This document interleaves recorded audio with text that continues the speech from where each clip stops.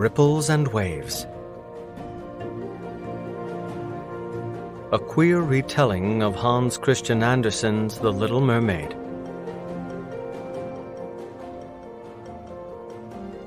Written by L.A. Witt.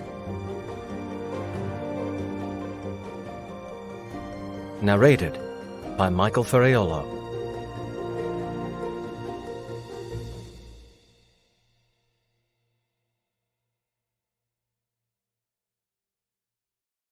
Chapter 1. Colin. Sir? Sir? Something tapped against my cheek. Can you hear me? Are you all right? A firm hand shook my shoulder, which made everything hurt from my head to my toes. Well, hurt more. My entire body throbbed like one big bruise and ached like I'd been wading in the freezing cold water. That probably meant I was partly numb, too. So once that wore off, I'd hurt even more. Fuck. He's breathing, isn't he? A woman's agitated voice this time. He's alive? He's alive. Is that ambulance on its way? Ambulance? And on its way where? Where was here? Where the hell was I? I forced open my burning eyes, but then immediately slammed them shut to avoid the blinding sunlight. Groaning, I covered my face with an aching hand. Oh! The woman sounded closer this time. He's waking up. Sir? The hand shook my shoulder again, which jostled my entire sore body. I rubbed my eyes, but only succeeded in getting sand in them, not to mention in my mouth. Damn it! I muttered and turned my head to spit out the sand as I tried to blink out the grit. The ground beneath me was solid, but not. It gave when I shifted, but not enough to collapse under me. Sand. I was lying on sand. Wet, cold sand. What the hell? When a few tears had finally flushed the sand out of my eyes, I tried again, squinting against the brutal daylight. A middle-aged couple were crouched beside me, their faces full of concern, and the woman clutched a cell phone in her hand. They were dressed like tourists, sandals, sunglasses, shorts, and brightly colored T-shirts that I recognized at a glance with their touristy Maine-themed slogans, Lobster Time on his, and Bar Harbor on hers. Are you okay, son? The man's hand was still on my shoulder. Too much to drink last night? He was obviously trying to make it sound like a joke, but he couldn't hide his concern. Yeah, I blinked a few more times, then gingerly pushed myself upright. I didn't really like strangers touching me, but I appreciated his help. My head was throbbing and light, and my muscles felt all rubbery, like I'd been swimming in cold water. But wait, had I? In my mind there was a flash of memory. Icy water, strong waves, sure hands keeping a firmer grasp on me than this concerned stranger did now. A breeze blew past, and on some level I knew it was warm, but it made me cold all over, especially when it hit my drenched T-shirt and jeans. Shit, had I been swimming? The water's edge was several feet away, the tide lapping lazily at an indentation in the sand beside some drag marks that led to me. There was sand under my clothes, so had these people dragged me away from the water? And how the fuck had I ended up in the water in the first place? This could have been the hottest day in August. I was pretty sure it was still barely June, though, and the Atlantic off Maine's down-east coast would still be cold as balls. That was the kind of water kids swam in to prove they were tough. No grown adult in their right mind jumped in that water. Another flash. Not jumping in, falling in. Tumbling against something solid, then weightless, then enveloped in salty, violent cold. I shivered hard, as if I could still feel that cold on top of the chill from being soaked to the bone and dressed in wet clothes. Honey, grab him a towel, the man said. And where the hell is that ambulance? I wanted to protest that I didn't need an ambulance, but maybe I did. If I was this disoriented, I might have hit my head or something. And from the parched saltiness in my mouth, I had a feeling I'd swallowed a hell of a lot of water. Was it in my lungs? Was this one of those things where they pulled a person out of the water, but then their lungs filled up later and they drowned in their own bed? Yeah, okay, I could live with an ambulance. Why don't you take off your shirt, sweetheart? The woman held up a fluffy blue beach towel. This will warm you up. Something warm and dry? Hell yeah. Hands shaking and arms still rubbery, I started to peel off my shirt, but gasped when fiery pain lit up my sides. All the way from my armpits down to just below my ribs, my skin and muscles felt ripped apart. What's wrong? The man asked. Couldn't he see? Wasn't there blood dripping down my sides and staining my shirt? I looked down. Oh, no blood. My faded yellow t-shirt was wet and dirty, and something had torn it, but there was no blood. Or, well, not much. There was a smear that looked like blood, but for all I knew, that was a barbecue sauce stain from when I'd been eating on the boat. I'd picked up an order of chicken tenders from a place I liked near the Bar Harbor waterfront, and I'd gotten on the boat, and I'd eaten while I'd driven the boat out to empty lobster traps. At some point I'd muttered, "Damn it," because some barbecue sauce had dripped onto my shirt. I'd thought in the moment, I'll put some stain remover on it when I get home, no biggie. Why did that feel like days ago? And why couldn't I get a solid grasp on anything that had happened between then and now? Between there and here? And seriously, where was here? And when was now? What the hell had happened to me? Son, the man jostled my shoulder gently. You okay? Oh, God, I was the farthest from okay I could remember being, and my memory was too cloudy to be sure if that meant I'd never been this shitty, or I just couldn't remember, and realizing that didn't help at all. I swallowed hard, suddenly sure I was about to puke. Let's get that shirt off. You'll be a lot warmer in the towel. Warmer? Towel? I glanced at his wife. She was still holding the fluffy blue towel, and hell, the pain in my sides made me want to either cry, get sick, or both. But the cold fabric sticking to my skin was suddenly gritty and clammy. With some cursing and some nauseating pain, I managed to peel off the t-shirt and drop it onto the sand with a soggy splat. Then the woman wrapped the towel around my shoulders, and I had to fight back a delirious groan. I remembered that I'd always loved the feeling of wrapping myself in a sun-warmed towel after I'd been swimming, but I knew for a fact, scrambled memory be damned, that it had never felt this good. When was the last time my skin had touched anything dry, soft, or warm? Too long ago. I closed my eyes and let my head fall forward as I pulled the towel tighter around me. I was still cold, my teeth still trying to chatter, and my muscles still aching like I'd been in the water too long. But there was warmth now, and this reassuring feeling that while this wasn't over, it probably wasn't going to get worse. That feeling was oddly familiar. Except last time there hadn't been a towel around my shoulders. I hadn't been on dry land. My name is Leah. I jumped as the whisper echoed in my mind. Where the hell had that come from? It was a voice I couldn't place, spoken by a man whose face I couldn't conjure. There'd been chaos and fear and confusion, and then reassurance, safety, protection, and my name is Leah. I brought a hand up, paused to dust the sand and grit off my fingers, and rubbed my tired, burning eyes. Okay. Whatever had happened between the chicken tenders and my carcass landing on this beach, I must have been out cold and wound up dreaming. Or hallucinating. Was there even a difference? I tried to grab hold of the images flashing through my mind, but they were quick and slippery. Focusing on one was about as effective as grabbing a minnow with my hand. No matter how quick I was, the best I could get was a handful of nothing. Oh, there they are, the woman exclaimed. It's about time. I lifted my head and blinked against the daylight again. That was when I heard the distinctive rumble of a diesel engine. Over here! Her voice was getting farther away, as if she were jogging to meet the paramedics who'd apparently arrived. He's awake. Maybe awake was being generous, but at least I wasn't unconscious. I was pretty sure I had been for a while. Except it couldn't have been that long if these people had found me lying in the surf.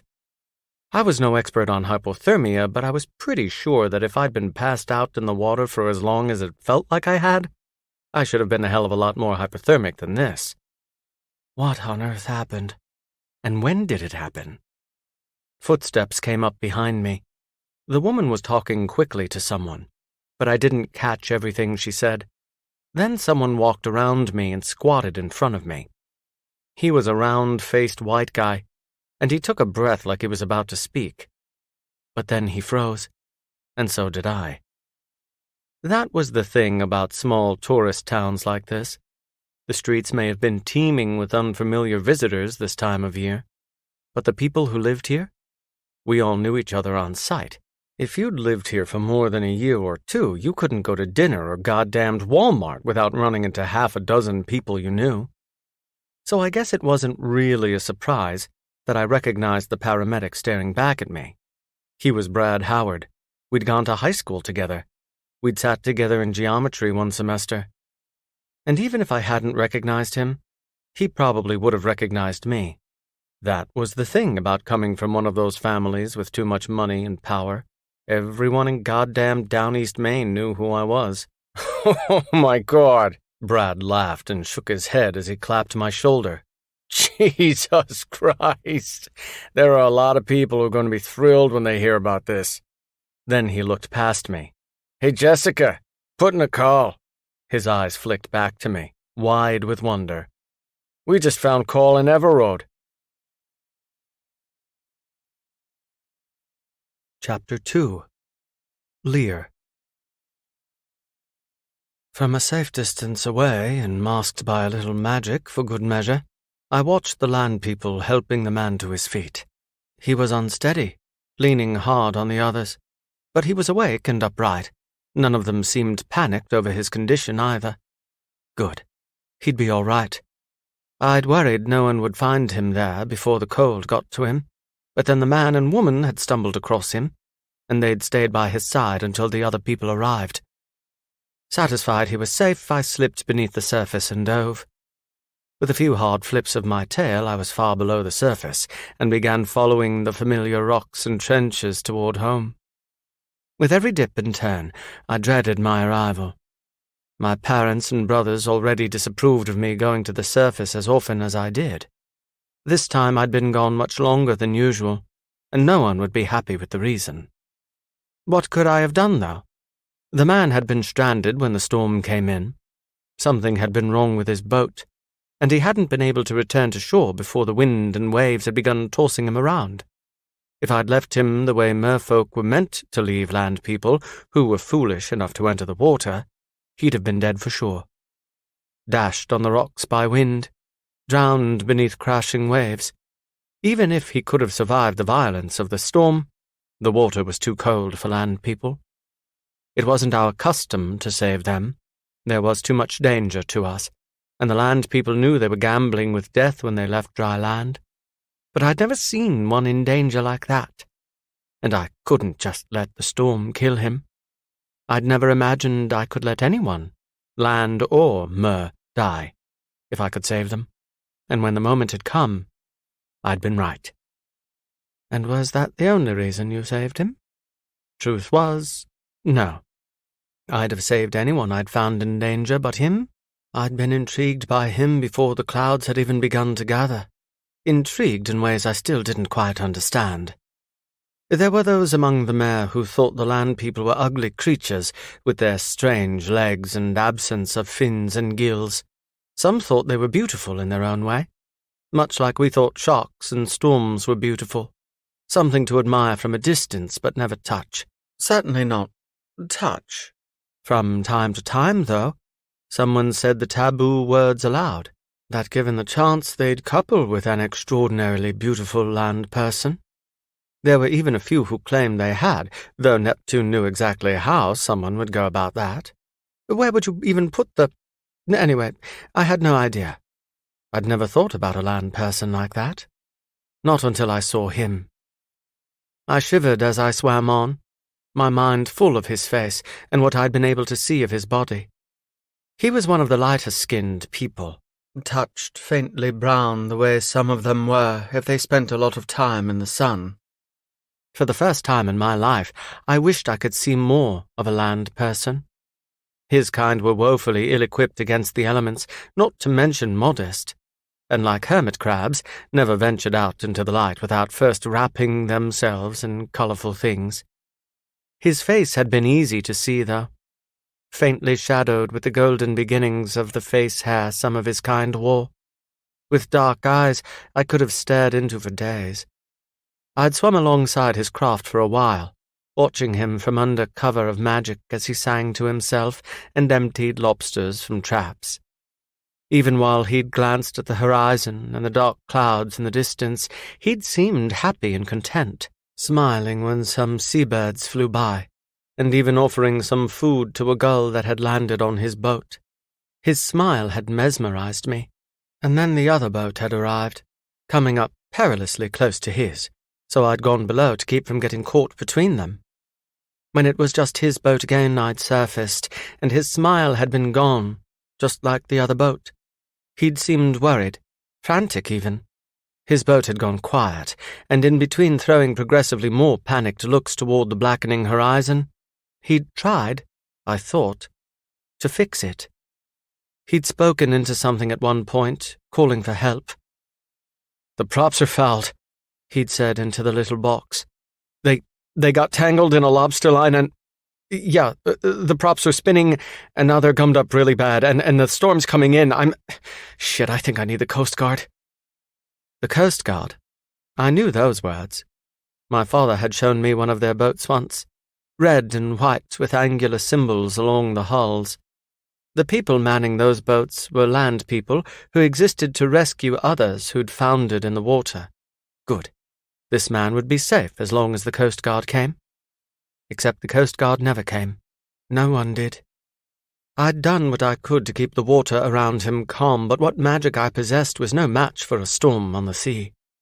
There'd been nothing more I could do but watch as the clouds blotted out the sun, and left his boat bobbing in darkness, as the waves had begun to roll and crash, and then... "Where have you been?"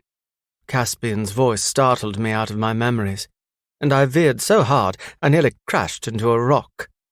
I turned, and my brother swam up from below me as I growled, "Is it necessary to sneak up on me like that?" He rolled his eyes and floated to a stop. "You went to the surface to watch a storm, and after the storm passed, you didn't return." He glared at me and repeated, "Where have you been? Is it true you saved one of them?" He pointed sharply behind us, as if to indicate the land.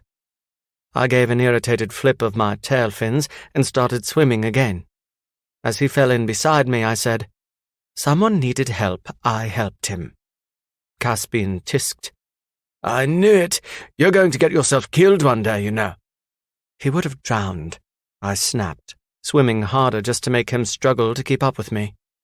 Caspian may have been bigger and stronger, but I would always be faster. Through my teeth, I added, "I made sure he was in a place where his own kind would find him, and then I left." "Uh-huh." I threw Caspian a glare. "What?" He didn't answer.